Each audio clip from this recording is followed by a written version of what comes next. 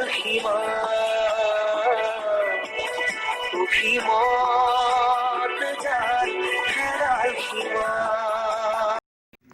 ফ্ৰয়ে পুনৰ কৈছিল, ইচ্ছা হয় তোমালোকে বিশ্বাস কৰিবি, নহয় নকৰিবি। মই অলপো বেয়া নাপাওঁ, কিন্তু মোৰ সন্দেহ হৈছে সকলো শুনাৰ ধৈৰ্য ততৰ হ'ব নে নহয়।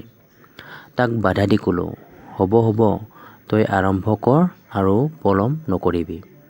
পলম নকৰোঁ, কিন্তু সকলো ক'বলৈ কিছু সময় লাগিব। গতিকে প্ৰথমে অলপ চাহৰ আয়োজন কৰা যাওক।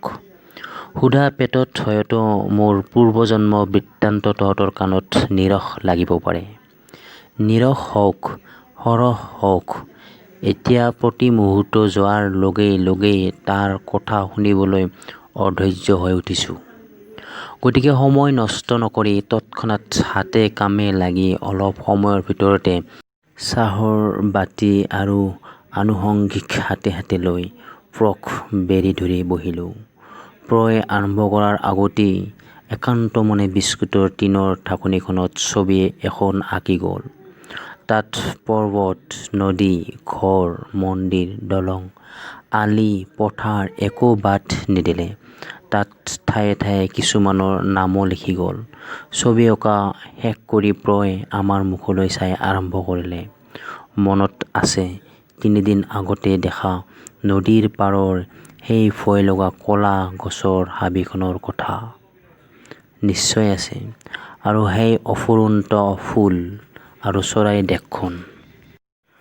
আছে, কিন্তু সেইবোৰৰ লগত তোৰ আৰু এই ঠাইখনৰ সম্বন্ধ কি? একো নাই, নাছিলো। ক'লা হাবিখন দেখি তহঁতে যেনেকৈ ভয় খাইছিলি, ময়ো খাইছিলোঁ। ফুলৰ দেশখন দেখি তহঁতে যেনেকৈ মুগ্ধ হৈছিলি, ময়ো হৈছিলোঁ। একো পাৰ্থক্য নাছিল। কিন্তু যোৱা নিশা ধুমুহা অহাৰ আগৰে পৰা, চাবলৈ গ'লে গধূলিৰে পৰা, আমি যেতিয়া হাঁহি মাতি আনন্দমনে নাও বাই আহি আছিলোঁ, তেতিয়াৰে পৰাই মোৰ মনলৈ এটা অদ্ভুত ধাৰণা আহিছিল, মই যেন সেই ফুলৰ ধুনীয়া দেশখন আগতে ক'ৰবাত দেখিছিলোঁ। মান ভঞ্জনৰ ৰাধা কৃষ্ণৰূপী ময়ূৰহালকো বাৰে বাৰে মনত পৰিছিল। ধাৰণা হৈছিল তেনে এহাল ময়ূৰ মই যেন ক'ৰবাত দেখিছিলোঁ।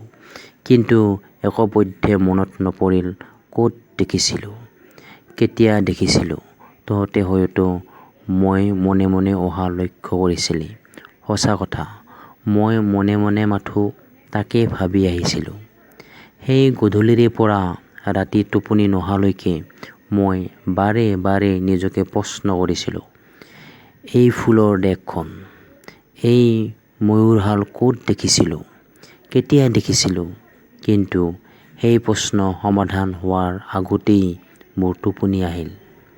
তাৰ পিছত মাজৰাতি আহিল ধুমুহা, আৰু তাৰ আগ মুহূৰ্ততে মোৰ সকলো প্ৰশ্নৰে উত্তৰ মোক দি গ'ল সেই এজনাই।